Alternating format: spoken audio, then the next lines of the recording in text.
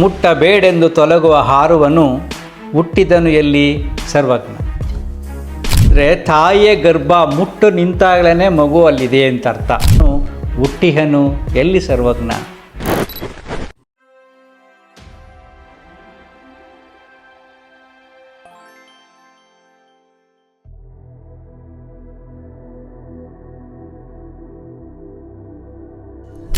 ನಮಸ್ಕಾರ ಸ್ನೇಹಿತರೆ. ಸರ್ವಜ್ಞನ ವಚನಗಳನ್ನು ಓದಬೇಕಾದಾಗ ಈ ವಚನ ನನಗೆ ತುಂಬ ಕಾಡುತ್ತೆ. ಆಕಸ್ಮಿಕವಾಗಿ ಸಿಕ್ತಿದ್ದು ನನಗಿದು. ಮುಟ್ಟಾದ ಹೊಲೆಯೊಳಗೆ ಹುಟ್ಟಿಹದು ಜಗವೆಲ್ಲ, ಮುಟ್ಟಬೇಡೆಂದು ತೊಲಗುವ ಹಾರುವನು ಹುಟ್ಟಿದನು ಎಲ್ಲಿ ಸರ್ವಜ್ಞ. ನೋಡಿ ಎಷ್ಟು ಚೆನ್ನಾಗಿದೆ. ಮುಟ್ಟಾದ ಹೊಲೆಯೊಳಗೆ ಅಂದರೆ ತಾಯಿಯ ಗರ್ಭ ಮುಟ್ಟು ನಿಂತಾಗಲೇ ಮಗು ಅಲ್ಲಿದೆ ಅಂತ ಅರ್ಥ. ಹೆಣ್ಮಗಳು ಗರ್ಭ ಧರಿಸಿದ್ದಾಳೆ ಅಂತ. ಮುಟ್ಟಾದ ಹೊಲೆಯೊಳಗೆ ಮುಟ್ಟು ನಿಂತಾಗ ಗರ್ಭ ಧರಿಸಿರುತ್ತೆ. ಹುಟ್ಟಿಹದು ಜಗವೆಲ್ಲ, ಜಗನೇ ಅಲ್ಲೇ ಹುಟ್ಟಿದೆ. ಮುಟ್ಟಬೇಡ ಅಂತ ಮಡಿವಂತಿಕೆ ಅಂತ ಮುಟ್ಟಬೇಡ ಎಂದು ತೊಲಗುವ ಹಾರುವನು ಹುಟ್ಟಿಹನು ಎಲ್ಲಿ ಸರ್ವಜ್ಞ. ಅವನು ಎಲ್ಲಿಂದ ಹುಟ್ಟು ಬಂದ ನೋಡಿ. ಈ ಸರಳವಾಗಿದ್ದರೂ ಕೂಡ ಕೆಲವಾರು ವಿಚಾರಗಳು ನಮ್ಮ ಚಿಂತನೆಗಳು ಒಳಪಡಿಸುತ್ತೆ. ಈ ವಿಚಾರ ಬಂದಾಗ ನಾನು ನೋಡಿರ್ತಕ್ಕಂಥ ಒಂದು ದೃಷ್ಟಾಂತ ನಿಮ್ಗೆ ಹೇಳ್ತೀನಿ. ಒಬ್ಬರು ವಯಸ್ಸಾದ ವ್ಯಕ್ತಿ ಇದ್ದರು, ಹೆಂಗಸರು. ಎಂಥ ಮಡಿವಂತಿಕೆ ಅಂದರೆ ಮನೆ ಕೆಲಸ ಮಾಡೋಕ್ಕೆಲ್ಲ ಕೆಲಸದವರಿದ್ದರು, ಆದರೆ ಅವರ ಬಟ್ಟೆಗಳನ್ನು ಅವ್ರ ಕೈಲಿ ಒಗೆಸ್ತಿರ್ಲಿಲ್ಲ. ಈ ಕಾಲಘಟ್ಟದಲ್ಲಿ ನೋಡಿರ್ತಕ್ಕಂಥ ದೃಷ್ಟಾಂತ ಕೆಲವು ಜನರ ಮನಸ್ಥಿತಿ ಹೇಗಿರುತ್ತೆ ಅಂತ ಹೇಳೋಕ್ಕೆ ನಾನೇ ನೋಡಿರೋದು. ಪಾಪ ಅವರ ಮಗ ಬೆಳಗ್ಗೆ ಬಂದು ಬಟ್ಟೆ ಒಗೆದು ಕೊಟ್ಬಿಟ್ಟು ಹೋಗ್ಬೇಕಾಗಿತ್ತು. ನೋಡಿ ಕೊನೆಗೆ ಎಂಥ ಸ್ಥಿತಿ ಬಂತು ಅಂದರೆ ಅವ್ರಿಗೆ ಆಸ್ಪತ್ರೆಯಲ್ಲಿ ಸೇರಿಕೊಂಡು ಆಪ್ರೇಷನ್ ಎಲ್ಲ ಆಗಿ ಏನೆಲ್ಲ ಫಜಿತಿಯಾಗಿ ಕೊನೆಗೆ ಡಯಾಪರ್ ಹಾಕಿ ಆಸ್ಪತ್ರೆಯಲ್ಲಿ 1 ತಿಂಗಳಿದ್ದು ಆಪ್ರೇಷನ್ ಮಾಡೋಕ್ಕೆ ಬೇರೆ ರಕ್ತಗಳನ್ನೆಲ್ಲ ಕೊಟ್ಟು ಅದು ಉಳ್ಸೋಕ್ಕಾಗದೆ ಅವರು ಸತ್ತೋದ್ರು. ಆ ರಕ್ತ ಯಾವ ಜಾತಿಯದು, ಯಾರ್ದೋ ಏನೋ ಗೊತ್ತಿಲ್ಲ. ಇಲ್ಲಿ ಯಾಕೆ ನಾನು ಈ ವಿಚಾರ ನಿಮ್ಮ ಜೊತೆಲಿ ಹೇಳ್ತಾ ಇದ್ದೀನಿ ಅಂದರೆ, ನಮ್ಮ ಮನಸ್ಸು ಹೇಗಿರಬೇಕು ಅಂದರೆ ಯಾವುದರ ಮೇಲೂ ತಲೆ ಕೆಡಿಸ್ಕೊಳ್ಳೋಕೆ ಹೋಗಬಾರ್ದು. ಕೀಳು ಮೇಲುಗಳ ಚಿಂತನೆಯೇ ಬರಬಾರ್ದು. ಎಲ್ಲರೂ ನಮ್ಮವರೇ ಅನ್ನತಕ್ಕಂಥ ಭಾವ ಬರಬೇಕು. ಮಡಿವಂತಿಕೆ, ನಾನು ಶ್ರೇಷ್ಠ, ಈ ಅನಿಷ್ಟ ಚಿಂತನೆಗಳು ಕೊನೆಯಾಗಬೇಕು. ಮಡಿವಂತಿಕೆ ಅಂದರೆ ಕ್ಲೆನ್ಸಿಂಗ್, ಕ್ಲೀನಾಗಿರಬೇಕು ಅಂತ ಅಷ್ಟೇ. ದೇವ್ರ ಪೂಜೆ ಮಾಡಬೇಕಾದ್ರೆ ಸ್ನಾನ ಮಾಡ್ಕೊಂಡಿರಬೇಕು, ಕ್ಲೀನಾಗಿರಬೇಕು. ಸೊ ಈ ಮಡಿನೇ ಇರಬೇಕು. ಅದು ಮಡಿ ಅನ್ನೊಂದು ಪದಕ್ಕೆ ಒಂದು ಅರ್ಥ ಇದೆ. ಒಂದು ಕಡೆ ಇಂಟರ್ನಲ್ಲಿ ಹೇಳಿದ್ದೆ. ಎಷ್ಟು ಸೊಗಸಾಗಿದೆ ಚಿಂತನೆ ಮಾಡಿ ನೋಡಿ. ಸೃಷ್ಟಿಯ ರಹಸ್ಯದಲ್ಲಿ ನಮಗೆ ತುಂಬ ರುಚಿ ಕೊಡುವ ಪದಾರ್ಥ ಯಾವುದು? ಉಪ್ಪು. ಉಪ್ಪು ಎಲ್ಲಾಗತ್ತೆ? ಸಮುದ್ರದಲ್ಲಾಗತ್ತೆ ಅಲ್ವಾ? ಸಮುದ್ರ ನೀರಿನಿಂದ ಉಪ್ಪಾಗತ್ತೆ.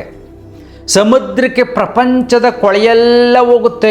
ಎಷ್ಟೊಂದು ಕಾಡು ಪ್ರಾಣಿಗಳು, ಸತ್ತ ಪ್ರಾಣಿಗಳು, ಮಳೆ ಬಂದಾಗ ಗಲೀಜು ಎಲ್ಲ ಹೋಗ್ತಾ ಇರುತ್ತೆ. ಭೂಮಿಯ ಕೊಳೆಯೆಲ್ಲ ಅಲ್ಲಿ ಹೋಗುತ್ತೆ, ಇನ್ಕ್ಲೂಡಿಂಗ್ ಬೆಂಗಳೂರು ವಾಟರ್. ಅದೆಲ್ಲವೂ ಹೋಗಿ ಕೊನೆಗೆ ನೀರು ಕಾಯ್ದು ಕಾಯ್ದು ಕಾಯ್ದು ಒಳ್ಳೆ ನೀರು ಮೇಲೆ ಬರುತ್ತೆ. ಪುನಃ ಬಂದು ಮಳೆಯಾಗಿ ಹೊರಗಡೆ ಬೀಳ್ತಾ ಇರುತ್ತೆ. ಸಮುದ್ರ ನೀರು ನೂರಾರು ವರ್ಷಗಳಿಂದ ಕಾದು ಕಾದು ಏನಾಗುತ್ತದು ಕಾನ್ಸಂಟ್ರೇಟೆಡ್ ಗಲೀಜ್ ಇಸ್ ಕನ್ವರ್ಟೆಡ್ ಇಂಟು ಸಾಲ್ಟ್. ಉಪ್ಪಾಗಿ ನೀರಾಗತ್ತೆ. ಅಂದರೆ ಆ ಉಪ್ಪಿನೊಳಗೆ ಎಲ್ಲವೂ ಸೇರಿಕೊಂಡಿರುತ್ತೆ. ಸೊ ನಮಗೆ ರುಚಿ ಕೊಡುವ ಪದಾರ್ಥ ಯಾವುದು? ಪ್ರಪಂಚದ ಕೊಳೆ ನಾವು ತಿಂತಾ ಇರೋದು. ಇನ್ನೊಂದು ಯೋಚನೆ ಮಾಡಿ ನೋಡಿ, ತರಕಾರಿ ಬೆಳೆಯೋದು ಕೇವಲ 1 ಅಡಿ ಮಣ್ಣಲ್ಲಿ, 1 ಅಡಿ ಮಣ್ಣಿರುತ್ತೆ. ಅದು ತರಕಾರಿ ಬೆಳಿತೀವಿ, ಅದಕ್ಕೆ ಗೊಬ್ಬರ ಹಾಕಿರ್ತೀವಿ. ಯಾವುದು ಗೊಬ್ಬರ?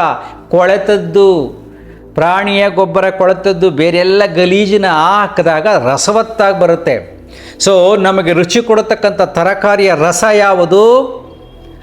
ಗೊಬ್ಬರದ ರಸ. ನಾವು ತಿಂತಾ ಇರೋದು ಗೊಬ್ಬರನೇ. ಸೊ ಅದಕ್ಕೆ ಸಾಕ್ಷಿ ಏನು ಅಂದರೆ, ನಾವು ತಿಂದ ಮೇಲೆ ನನ್ನ ದೇಹದಿಂದ ಹೊರಗಡೆ ಬರತಕ್ಕಂಥ ಪ್ರತಿಯೊಂದು ಪದಾರ್ಥಗಳು ಗಬ್ಬು.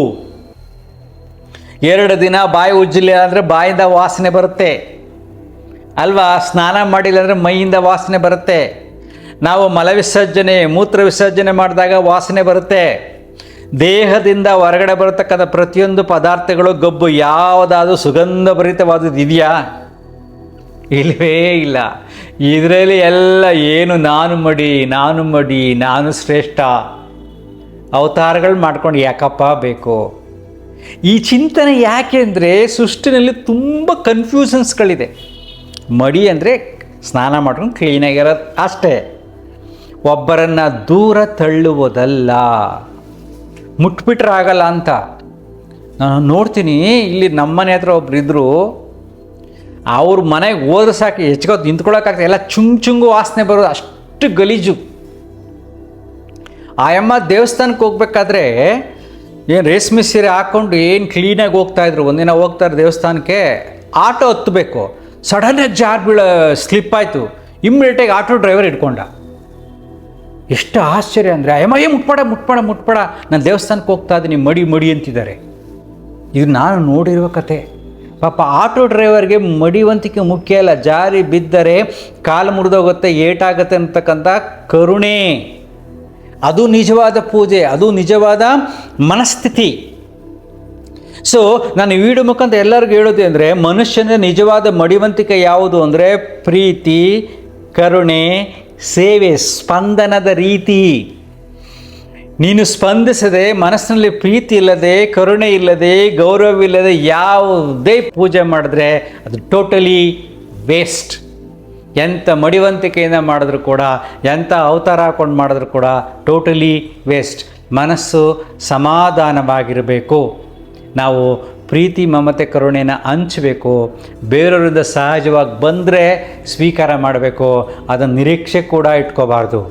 ಸೊ ಯಾವುದೇ ನಿರೀಕ್ಷೆ ಇಲ್ಲದ, ಯಾವುದೇ ಭೇದ ಭಾವವಿಲ್ಲದ ಮನಸ್ಥಿತಿ ನಮ್ಮದಾಗಬೇಕು.